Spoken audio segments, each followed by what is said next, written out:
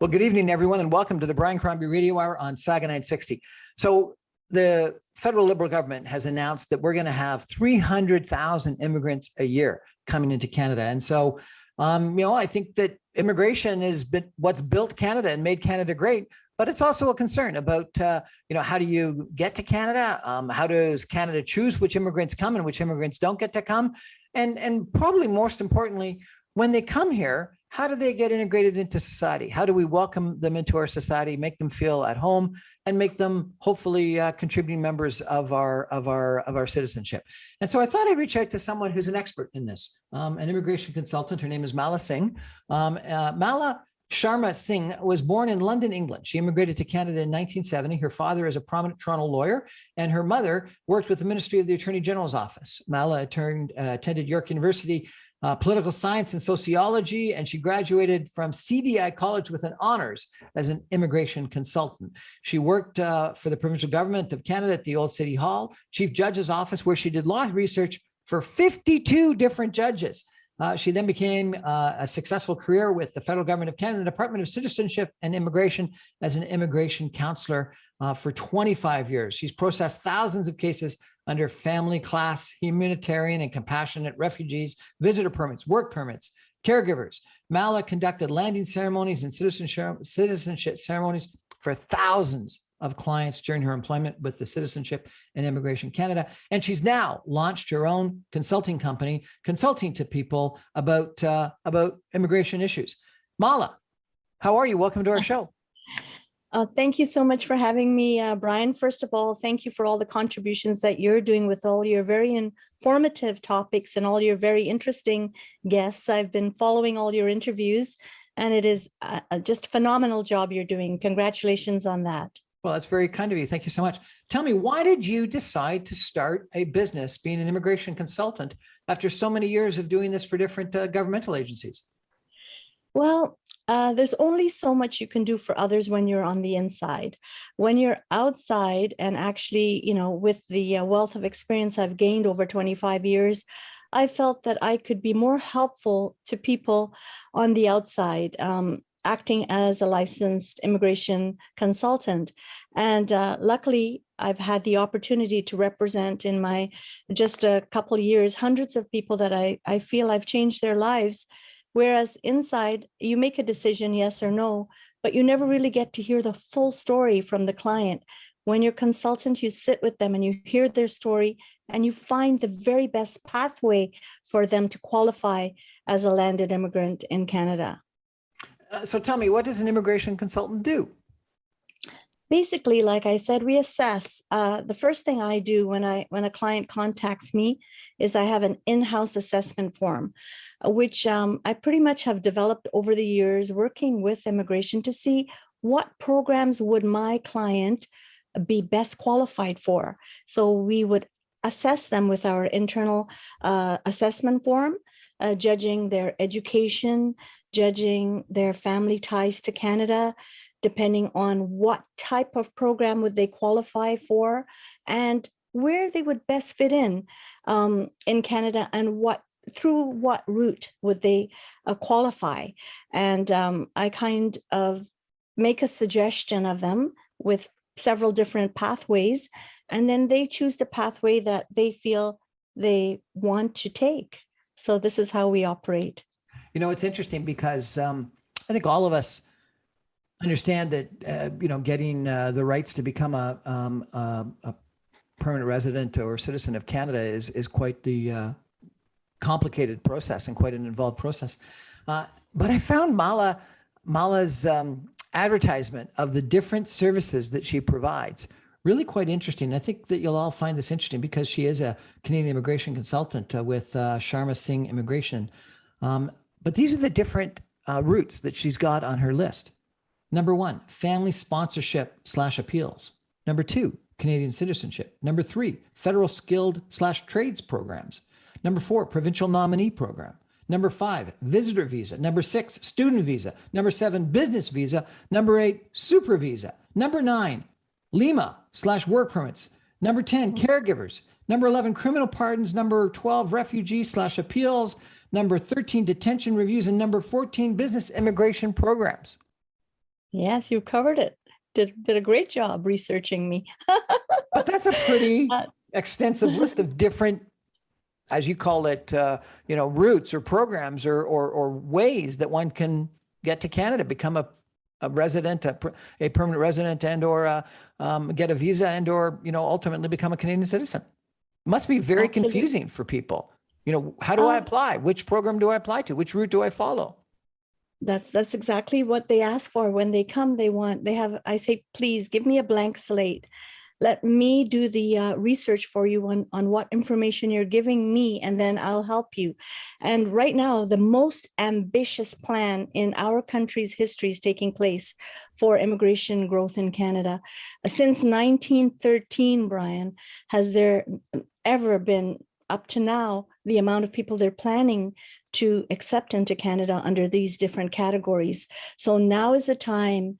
If you have family and friends abroad who are looking for business class investments or to come as business investors, if you're looking for, also with what's happening with the refugees from Afghanistan, Canada has always been a refugee haven, and they're going to be accepting like an unprecedented amount of refugees in Canada, business class people. Family reunification is also number one in our list in Canada, reuniting Canadians with their families abroad, or people who have their mothers and fathers in different countries under the parental spousal programs, family class programs. All of these are priority for the Canadian government.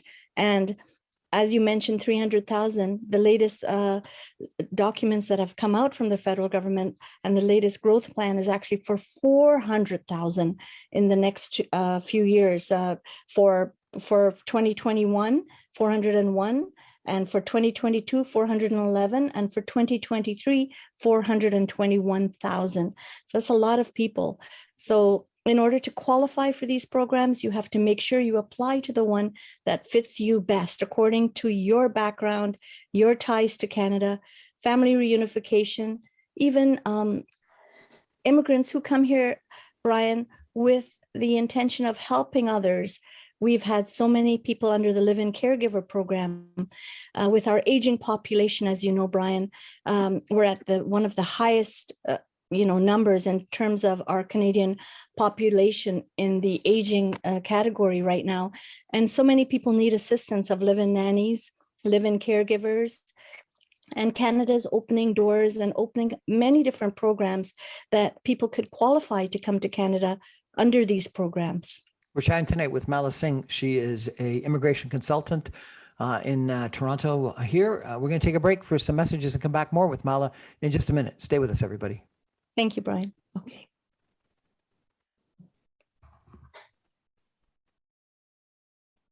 Welcome back to the Brian Crombie Radio Hour on Saga 960. I'm honored tonight to be interviewing Mala Singh, who is an immigration consultant. She's spent 25 years in government, both as a researcher for 52 different judges in the city of Toronto, as well as time with Canadian immigration.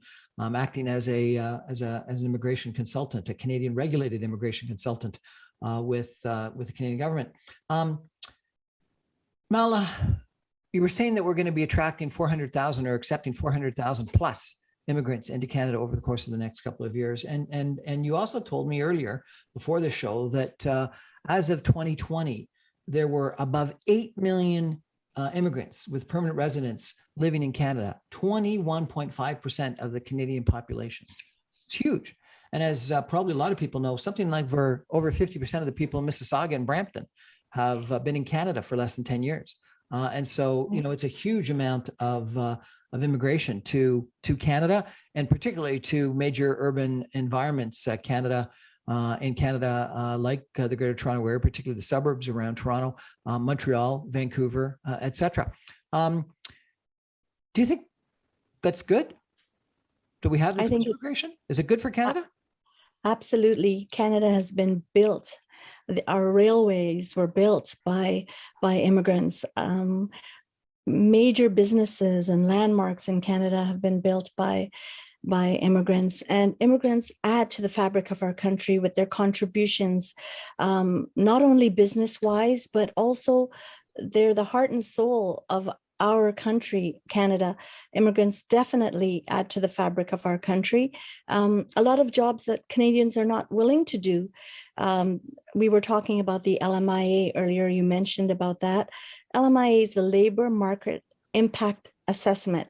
What we do is before any immigrant is allowed to take a job that another Canadian would not do, we advertise for local Canadians here through Job Bank.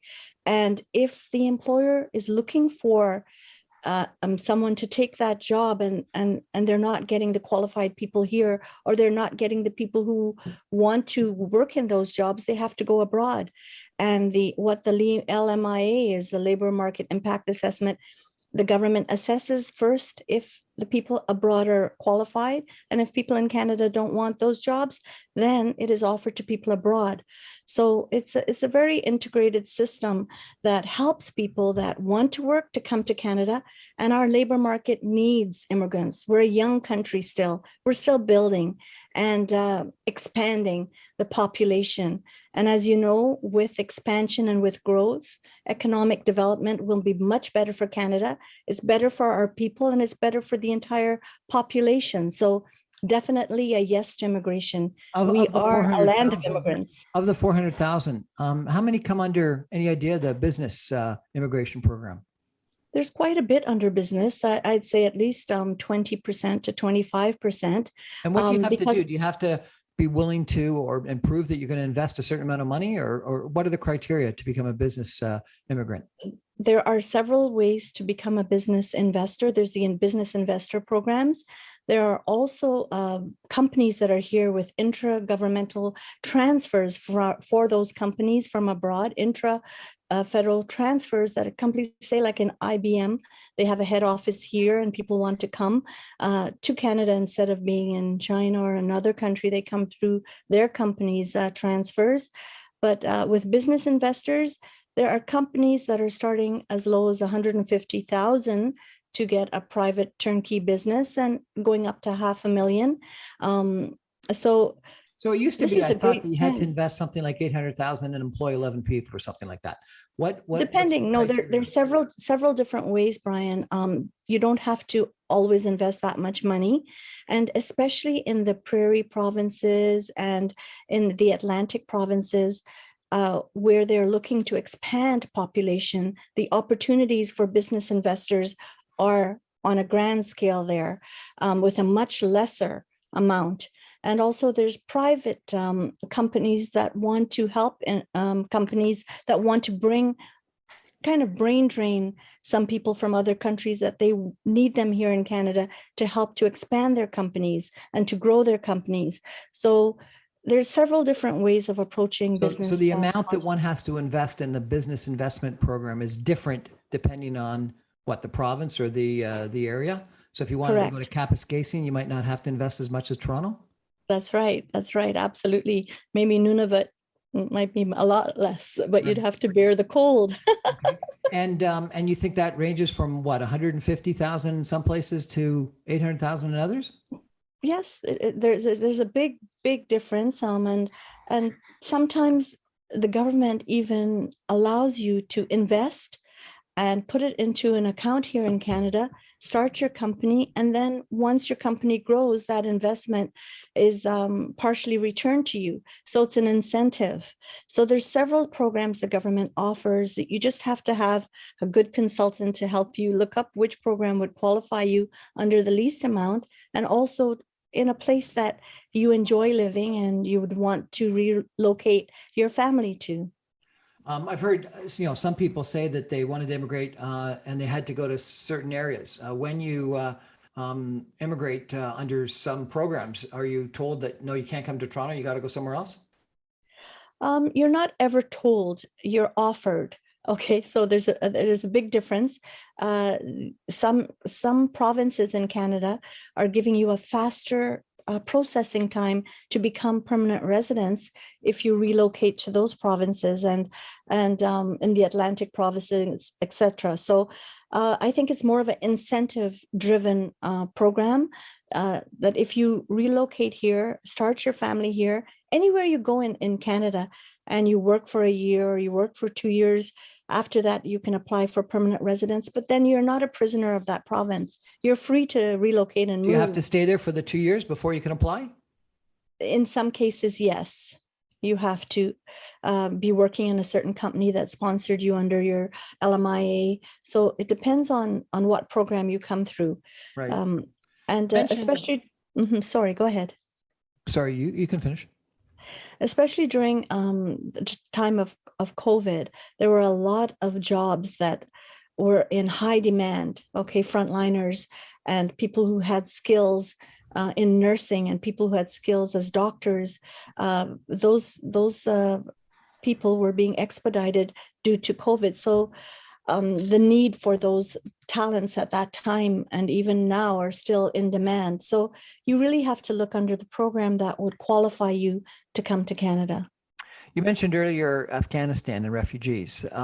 What do you think of how we've handled that whole situation? Have we done enough as a government to allow people to be refugees from Afghanistan? Have we done enough to transport them here, etc.? I personally am doing right now over 30 families that I'm trying to assist. And I think the process is a very frustrating one at this time because, and I can imagine for the government also, because they're getting, maybe hundreds of thousands of people that want to come to Canada from Afghanistan, but they also have to remember of the protection of our citizens, and they have to screen them, and they have to make sure that they are not that they're qualified and they are definitely refugees in need and not just trying to come to Canada under this premise. So it's very important that the Canadian government screens them carefully and take their time in making sure that whoever comes to Canada are real refugees in need and not just posing as people in need. How many people? How many refugees do you think we're going to bring to Canada from Afghanistan? Well, the initial number was 40,000 that the government put out, that they would be accepting 40,000 refugees under this program. And I think they've received the applications for maybe quadruple that amount. So it's a big pressure on them to screen and process. And it's also a big pressure on the real refugees. Like I have a case where there's 3 children right now. Their parents were killed by the Taliban, and there are 3 children under the age of 15 that are living in a home, and that they have Canadian family here who are willing to sponsor them, and they still have not received an answer. So it gets very, very frustrating. And I can imagine what the people are going through. And I also, working inside with the federal government, I know that the big backlog of files that are piling up with applications is also frustrating for them. So in my case, I've seen both sides of the coin, and I know how difficult it is to assess and make sure that the people that are coming in are the right people and really in genuine need for protection. The Canadian Embassy closed down in Afghanistan. Is that being a big problem in regards to processing refugees? Definitely a big problem, but it also Canada has to look out for their employees, and it got to a stage where it was too dangerous to have that office open. What has happened now is that they're planning perhaps to send in military planes, but I don't know if you saw television when people were jumping on the planes as they were leaving. It was a very scary sight. They were hanging on to the airplanes in desperation to leave Afghanistan. So I would not want to be in the shoes of those processing these cases at this time, because it is a very, very difficult, heartbreaking situation in Afghanistan. There are genuine people in need of protection, and there are also the Taliban forces who are maybe trying to get their families out. So we have to be very, very careful in the way that we deal with this issue. So you're dealing with this one family, 3 children, 3 kids that a family here in Canada are willing to sponsor. How are you communicating with them?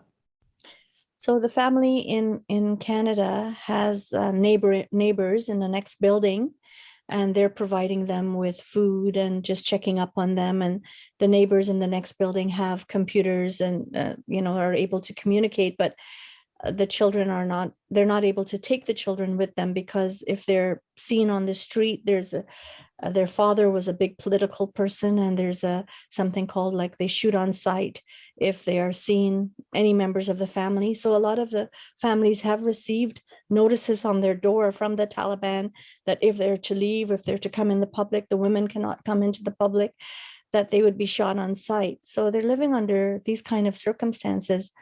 And they've been sending me videos of the explosions and the bombs and the shotguns, and it's just that terrifying that anybody can live under those circumstances, and just absolutely terrifying. Unbelievable. Well, thank you for the work that you're doing in trying to get those kids out. And there's probably a lot more like them. And so we Yes, need those definitely. efforts. There's no question. We're chatting with Mala Singh, an immigration consultant tonight, about immigration and who can immigrate to Canada and why they should immigrate and what different programs they can immigrate in. We're going to take a message break. We'll be back in just a couple of minutes. Stay with us, everybody.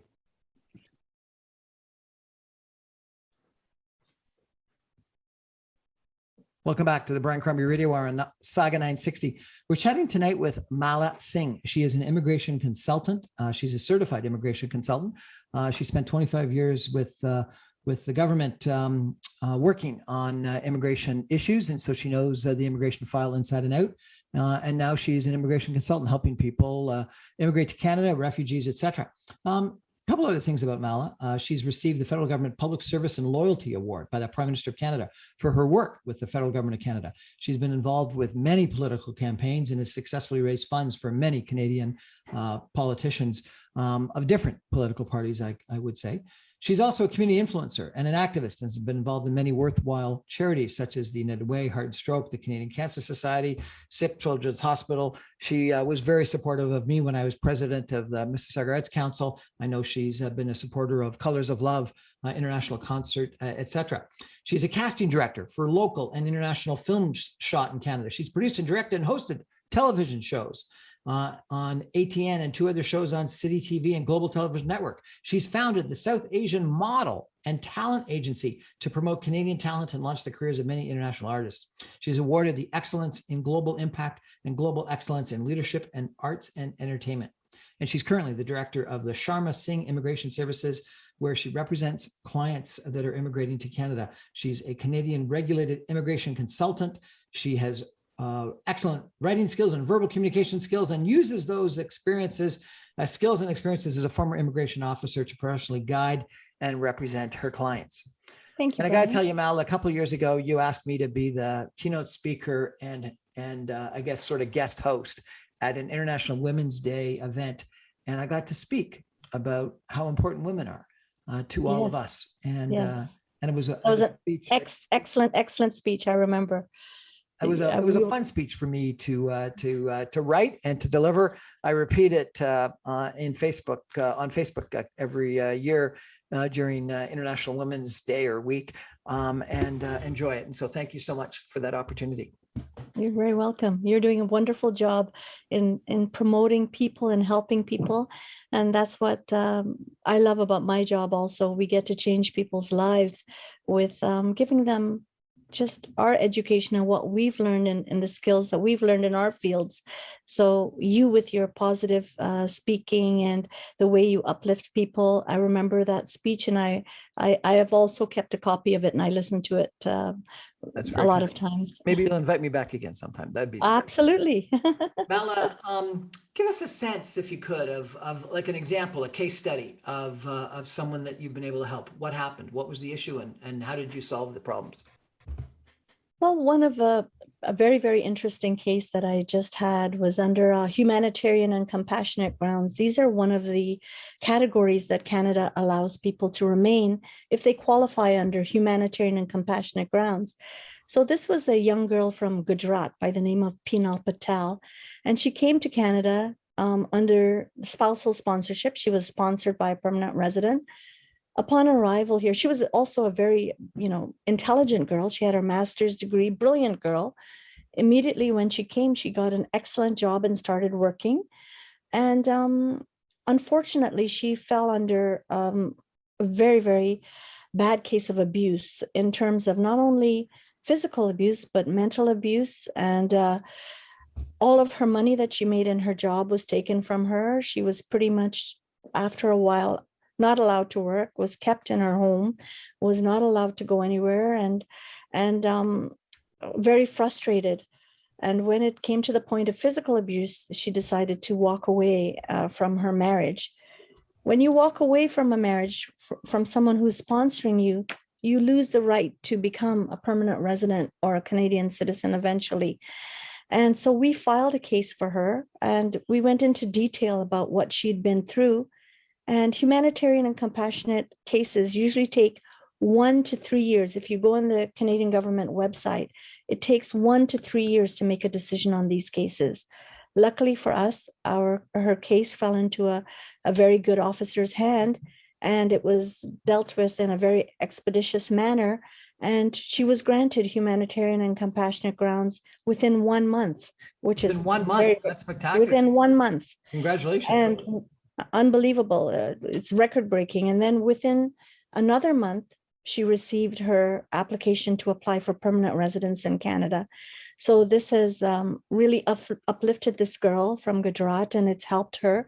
And it's also made us feel very happy that through our humanitarian and compassionate submissions, she was granted permanent residence. So when you take on a client, you have to go deep into their story, and you have to be able to express it in perfect way so that the government knows what happened.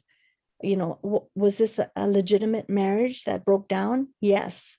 Was she experiencing very bad experience with her in-laws and with her husband, and isolation and abuse? Yes. And we have to prove it, and we did. So this has made a big difference in this girl's life. So I'm very happy about that case. Well, congratulations and thank you. And thank you. Thank you. I hope I get to meet this young lady sometime. That sounds fantastic. Oh, she's brilliant. She's coming this week to the office with some laddus, which is Indian sweets for me. So I'll share a box with you. And another case we had, Brian, recently was a very elderly widow. And I took this case pro bono because when she told me her story, I was left in tears. And she asked me, what are my charges to help her? And I told her that there will be no charges. So if you take a case pro bono, you do it from your heart and you help her. And what her story was is that she's a widow from Guyana, South America. And when she left Guyana, it was because there were people that were coming after her to extort her for money. And they murdered the caretaker in her home where she was living. He was in the bottom flat of the home and she was in the top flat, and he was murdered. And the same people who murdered him came back to extort her for funds and for money and give her a very hard time. So we had to go and do a lot of research with articles of this sort of thing happening in her area. We also had to gain the police reports that she filed. And unfortunately, the police were also corrupt, and they took funds from her of 10,000 Guyanese dollars both times that they came to her. So they failed to protect her, and the country also failed to protect her. And luckily, we went to represent her on this refugee case. And it was, again, an amazing case that we fought very hard for, pro bono, and we won. And this decision was just made recently on September 24th, and recently was published in the newspaper. So I'm very, very proud of that I made a difference in this lady's life by helping her. Excellent. And where did she immigrate to? So she's currently living in Canada, and she's currently going to be applying for permanent residence. They approved her, and they sent her documents to apply for permanent residence in Canada. She will not return to Guyana anymore. We talked just off the top of the show about getting to Canada is one thing, but then making sure that you've got a life in Canada is a whole different story. You've just described to us two different individuals, one that was a battered wife that had problems with both her husband as well as her in-laws, and then a widow, an elderly widow. How do those people afford rent, get a house, get clothes, get a job, get money once they're actually here? That sounds like it's just as big, if not bigger challenge. Well, luckily in Canada, there are several organizations, they call them NGOs, which are non-governmental organizations, but they are supported by the federal government of Canada.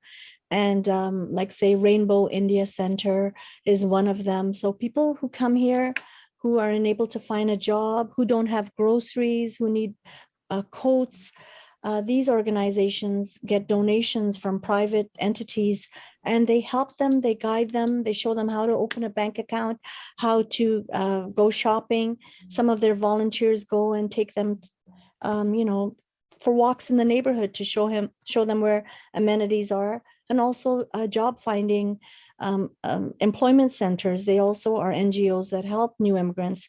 So Canada is wonderful for that. It's one of the best countries in the world to help people to settle, and specifically have a settlement department that people can contact to get help with settling, getting their jobs. And nobody wants anyone to come to Canada to be reliant on Canadian funds or to be reliant on social services. Canada wants to see people to be self-sufficient. If they sincerely need help, like the refugees when they first come, yes, they need help, but eventually we want them all to be self-sufficient and helping themselves. So luckily, these settlement programs that the government has put in place are there for people to go to for help. Mala, if people want to access your services, how do they do that? Do you have a website or something they can? Yes, Brian, I do. I have a website. It's www.sharma-singh-immigration.com, or they can contact me by email, info@sharma-singh-immigration.com, or they can call me on my telephone number. Am I allowed to give that? Sure, if you want. Yes, it's 416-831-7262. That's 416-831-7262. Mala Singh, immigration consultant, Sharma-Singh Immigration Consulting. Thank you so much for educating us. We're going to take a break and come back with some concluding comments from Mala in just a minute. Stay with us, everybody. Thank you so much, Brian.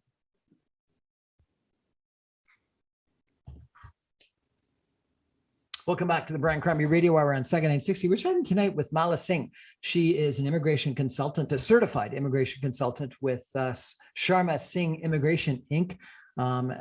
She's available to help you if you've got immigration problems, or you know someone that's got some immigration problems. She spent 25 years with the Canadian government in immigration, helping people. So she's got a lot of experience, and she spent some time helping a bunch of judges, 52 judges, she says, that she did research for in the city of Toronto judge legal system. But Mala, I know you best because of your incredible community involvement. You have raised money and helped people politically. You introduced me to one potential conservative politician. You've introduced me to lots of other people in politics. You also really seem to befriend, latch on to, help out a whole bunch of particularly female entrepreneurs or females that are starting out in different careers and different endeavors. And you've introduced me to some of them, and you've also introduced me to some real estate people and other people. You really tried to help people. You've been involved in the Mississauga Arts Council. You've been involved in the Colors of Love International Concert. You've been involved in so many other efforts. Why? What motivates you? Why all this involvement in the community? What does it do for you? I'll be honest with you, Brian, the main reason why is they say in life, there's 2 days that are very important. The day you were born and the day you realize why you were born. I realized why I was born. It came to me like a ton of bricks when I realized that I have been given the job to be a connector. I'm a connector. I'm a light worker. I love people. I love connecting people. And my network of people has grown over the years through government, through politics, through entertainment. And in all these fields, I know so many people that when someone says to me, I need this, or do you know anyone in this, or do you know someone who can help me in that? It's easy for me to just pull up my Rolodex phone and give them a number. And sometimes that makes a difference in someone's life. And that's my purpose on earth too. They say if you can make a difference in even one person's life while you're here on this journey, you've done something good. Well, I personally know in my heart that I've made a difference in thousands of people's lives through immigration, through entertainment, through politics, through government. So I hope I don't come back again because I've finished my journey. I finished my purpose, and I love connecting people, and I sincerely love people. I love people and I love to connect. So that's your answer. I'm a connector. But it's a great answer. And I think it's actually a very accurate one, because that's my sense of you, is that you are one of these super connectors that knows lots of people, but you also know lots of people in different areas of the world, of society. You're not only just a person that's involved in one community, you're involved in lots of different communities and lots of different aspects of a community, whether it be arts or immigration or business or real estate or fashion or entertainment or whatnot. But I love the line about two important days, the day you were born and the day you know why you were born. I wonder how many people haven't yet figured out why they were born. Very true. And it's very important to find out what you are supposed to do on this journey, because Brian, the journey is very short. It's a very short one. In a blink of an eye, I've become a grandmother now. And I think, wow, how did I become a grandmother in this very short journey of mine? So I hope I accomplish what I was sent here for. And each one of us needs to know that time is fleeting. Each one of us needs to know that whatever our purpose is, and our purpose could just be to be a good person, and that's it. And if you're a good person, it sends a wave.